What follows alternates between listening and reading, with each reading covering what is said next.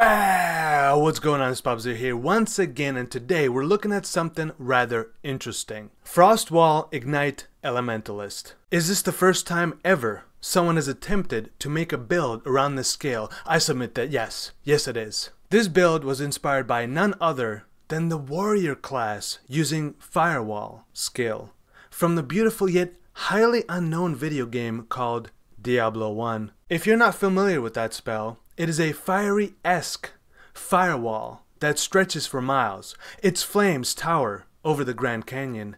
It also does a mad amount of damage, and lastly, has the most spruce-dacious animation.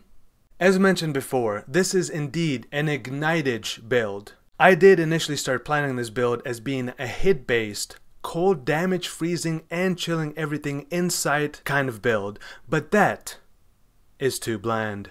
Just kidding, that's my next build I'm working on. I think that Ignite based works somewhat, but let's see how it performs when it's in its natural habitat. Stay tuned for that one in the future. Unfortunately, the innate crit of Frostwall is 0, so that is why I don't have the Elemental Overload picked on the tree, because it never crits. I thought about trying Assassin's Mark and a Diamond Flask to raise my crit, except the flask wouldn't actually do anything. But I thought about it nonetheless. But I'm not using it because it won't, yeah. What else do we got going on? I'm using Diala's Malefaction armor for some nice plus to skills to bolster that Frostwall's damage through levels. I thought about crafting a rare armor with plus to gem levels, but I don't think I could beat Diala's. With my Dragonair's Ami and 2 Scepter, the Frostwall in question is level 31. Very nice. Especially when you compare it to, say, level 12 Freezing Pulse skill. Yeah, they have about the same base damage. TT Sad Panda Bear. Why you gotta do Frostwall like that, GGG?